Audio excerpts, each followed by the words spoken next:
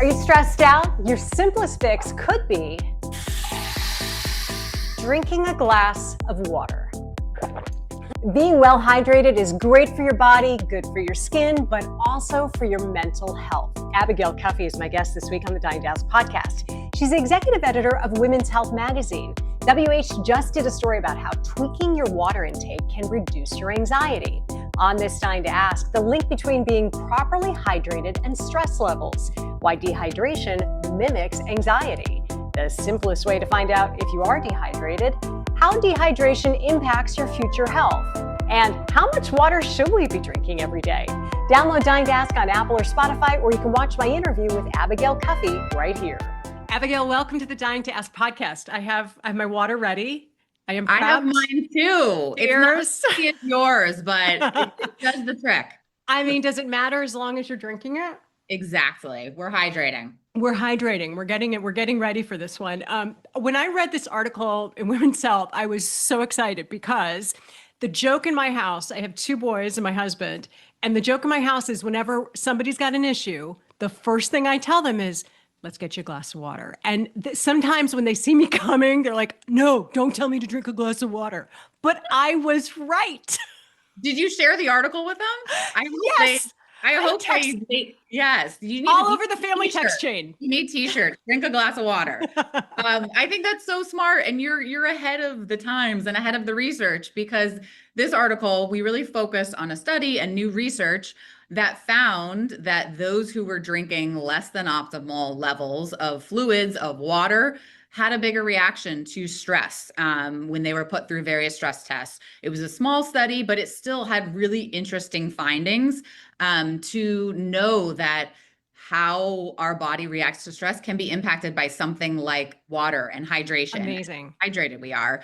Okay, so can we break the study down like to the nitty gritty? Like they really did have like a relatively small group of people, and they broke them into two different sections. And then what? Okay, so they broke them into two different sections. You are correct. It was small. There were 62 people in total, men and women. So they had two groups based on how much water they usually drink in a day. So people in the low fluid group were at less than 1.5 liters per day. And this research was done in the UK. So I will translate that to about 50 ounces. So the low fluid group was taking on average about 50 ounces, while those in the high fluid group, they were regularly meeting their water intake recommendations, which is 2 liters a day for women and 2.5 liters a day for men. So in that sort of 50 to 60 ounce, depending on who we're talking about. So for people, let me put it into even more basic terms for people. If we're talking about 50 ounces of water, a regular water bottle that you might get, like the one that we're not supposed to use because it's not environmentally friendly, that's 16 ounces. So you're talking about 4 of those over the course of 24 hours, roughly, maybe a little bit more. Yes. And that was the low fluid group. So the 50 ounces, the 1.5 liters, those were the lower fluid. So if you're talking about the high fluid group who were regularly meeting that intake, you're really more thinking about like 75, 80 ounces.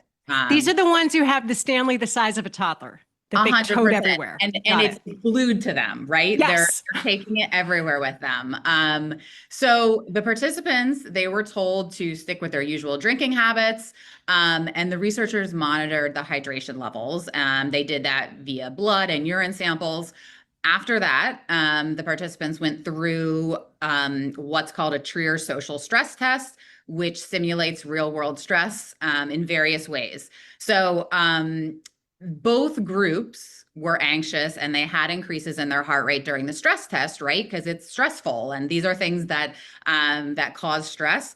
But only the low fluid group had a big jump in levels of the stress hormone, cortisol. You've probably heard of that, in saliva testing. So the conclusion, the researchers noted that those who have sort of this suboptimal hydration, so they're taking in less fluids, lower fluids, may have a greater reaction to stress than those who are better hydrated, because they saw this jump in the levels of cortisol among those in the low fluid group. So, I mean, that's amazing. That dehydration is basically mimicking the way your body acts when it's under stress or when you're anxious. Yeah, it's fascinating. I think it's also good to mention in this context of thinking about hydration and anxiety is that a lot of the symptoms of dehydration, when you're feeling dehydrated, you know you haven't had enough water, some of those can mimic anxiety too, like feeling a little lightheaded or a little weak. So it's all sort of overlapping here. But I think the fact that those in the study who had those lower fluid levels we're showing the higher jump or reaction in cortisol is really interesting and a good takeaway to go back to this idea of the toolbox of just the water. And it really can have an impact.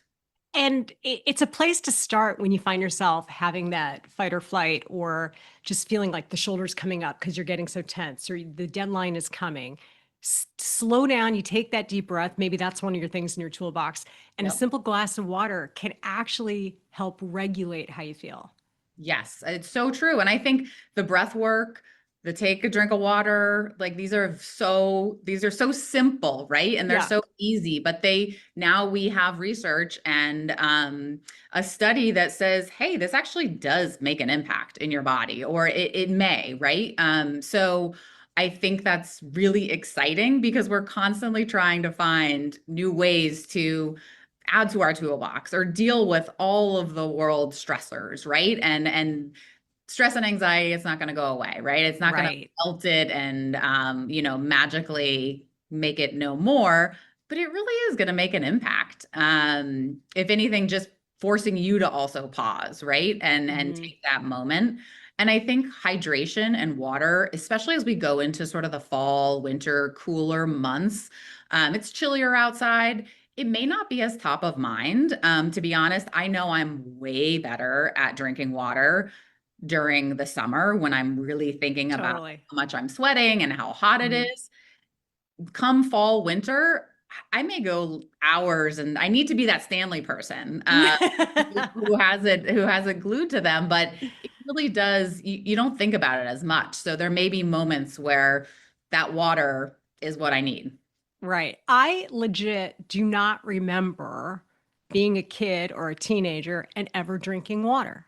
I'm So sure I did because I'm alive, but I yes, don't remember being aware of water intake. Do you? not at all. And if anything, I was intaking fluids that were definitely not like Right. helping, as a young athlete. And it was like you were drinking the colas and you were going from like activity to activity Right. and Or you would line up at the water fountain, like basically to like get away from practice for a few minutes and 100%. delay the break. That's Yes, it. yes. I think it's fascinating too, because I don't know, well, like with your obviously your family here's the drink of some water, but it's crazy. I have two kids, and all of the kids now in school, they carry around these, Yes. what giant water vessels that are almost a wet. If they fall off the counter onto your toe, like you're Yes. you're you're done. It's like an act of aggression when they drop. Yes, it is. I do think I'm like, we have to be raising a very well hydrated generation, but I think among adults, we still sort of we're still catching up, right? To that fact that we need to have water and drink water and be hydrated in a more sort of purposeful way. But the kids, it is wild to see It that is. it was never something that Right. that I thought about. My son plays water polo, and I was at a game the other night, and I'm with another mom, and we're looking across at the kids on the bench, and she says, "Oh my gosh, none of them have a water bottle with them. Oh None of them. no. There is no hydration going on." And I had the same reaction to it. Actually, my stress hormone probably was going up. I'm like, Yeah. how do they not have a water bottle? And then later, as I was prepping for this, I thought I've lost my mind because I literally it would have been like if I had said none of them are wearing Speedos in the pool. That was the level of shock we had that these kids were not hydrating during the game. Yeah. And they were probably fine, right? They were like, we've been hydrating 100%. all day. We're Yeah, good. But that we're so used to that sort of like, the kids, the sports, having that right exactly. there. And it is a huge, huge shift from from when we were kids. Well, we know better, and now we know why it all works. Yeah. I've been doing TV news since before I could legally buy a beer, true story. And I have always said over all these years that almost every health study comes down to the same three things: eat well, Yep. exercise. And now I'm going to add the third one, which is drink some water. And I guess what I love about that is that the basics matter. The basics matter the most, I would say. The non-basics, the new sort of experimental stuff, like the fads, the trends, those are all well and fine and great. But when you think about the true basics of what is going to impact your health, both now in the immediate as well as in the long term, it's the basics, right? It's the eat well, the exercise, eat well, move more, drink water, stay hydrated. Like those components make a huge, huge impact. Yeah, it's doing your reps to get the Yeah. results later on, right? Yes. Do you mind if I ask you just a couple of just like health trend general stories right now? Yeah, I would love it. I've been a huge fan of women's health for many, many years. And one of the things I love is learning about like the new exercise trends that are coming out, or maybe the ones that come out for a while and nobody really kind of grabs onto it. Yeah. What are you seeing this fall that you are really excited about that you think is worth us giving our time to? So we just did a big feature on that was called The Remarkable Rise of the Everyday Athlete. So Mm. it was sort of concepted, developed by the whole idea that everyone has become so hardcore, right? You have, I also am training for the marathon, the New York Marathon right now. So I am Oh, also guilty of this. I'm also, there's a reason I am very into this story and this trend. But this was in our winter issue, which is on stands now. But this idea that more people are running marathons, more yep. people are doing Ironmans. High Rocks has explosive Yeah. numbers. The events sell out.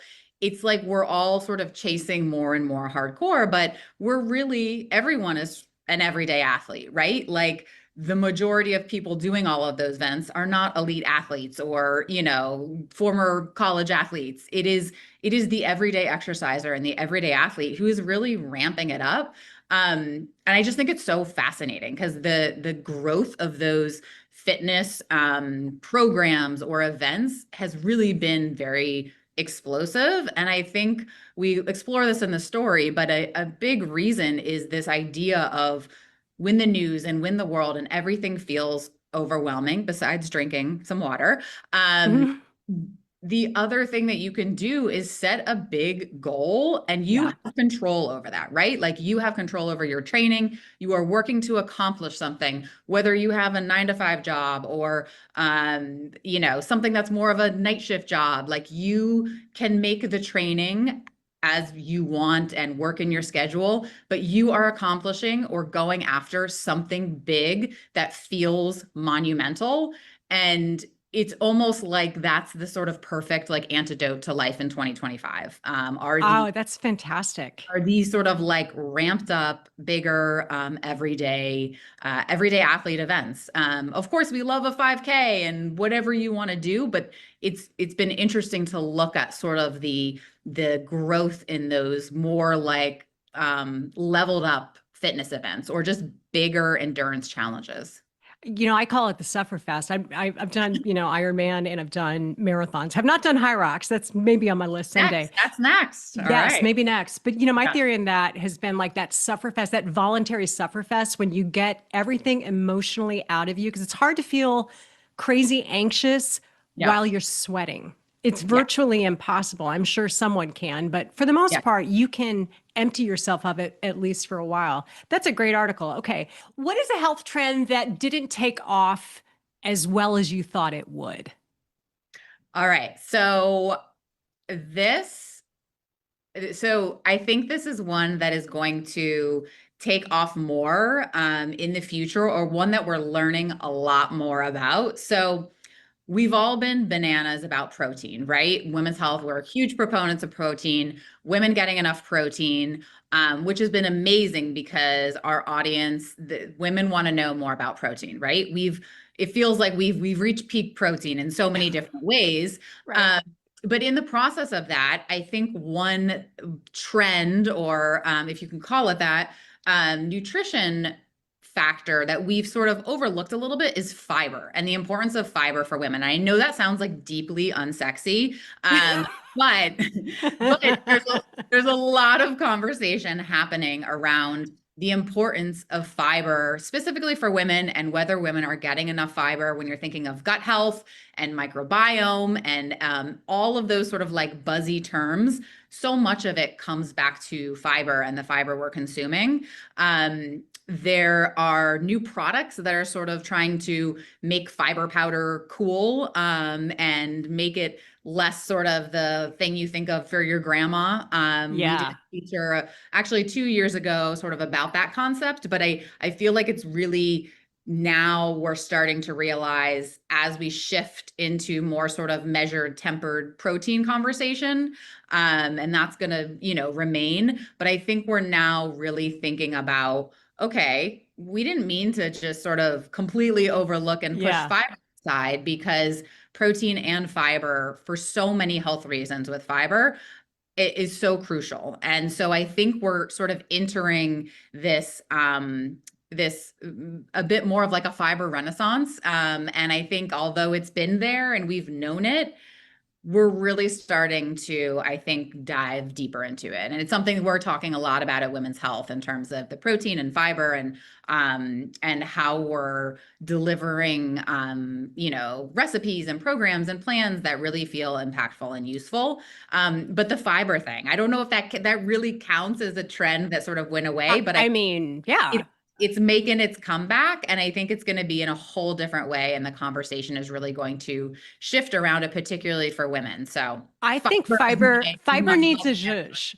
I think fiber needs the same people who took prunes to dried plums to come in and do a bit of a makeover, and then I think you get people on board. I really do. I think it's the word. 100%. It's 100%. Whoever did, I would like to meet whoever did the dried plums, prunes are now called dried plums.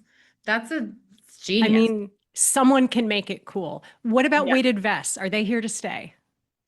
So that's also an interesting one. I think weighted vests are probably here to stay, although I do think that the excitement around weighted vests in terms of the actual research-backed health benefits has outpaced perhaps what the evidence shows right now. And there are a lot of experts in this space talking about this.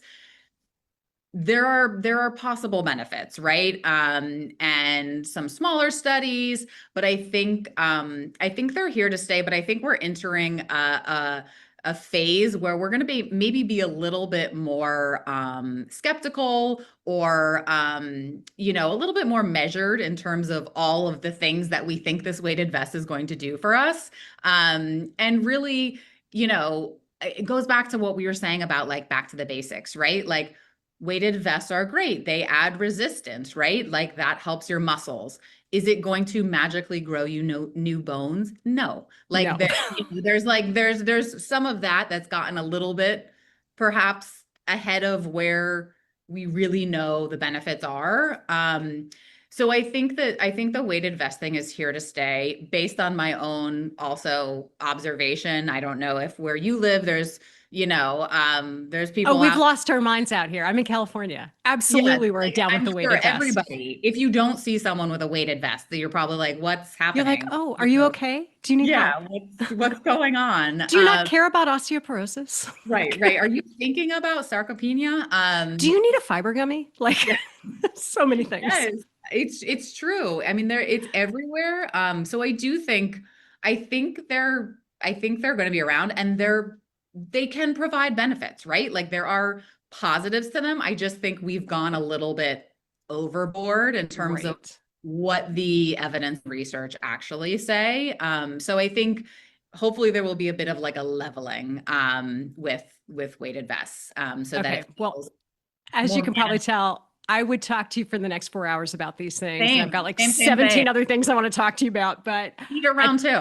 I think we could circle back to water is good. Everybody agrees on that. And it might actually boost your mood a little bit if you're not feeling great. So I will say cheers to you. Thank you so much. Thank you so much for your time today. And I really do appreciate it. Thank you for having me. Thanks for listening. You'll find even more episodes of Dying to Ask on Apple, Spotify, and Podbean. Take us on the go, and don't forget to leave us a rating or review, and please share the show.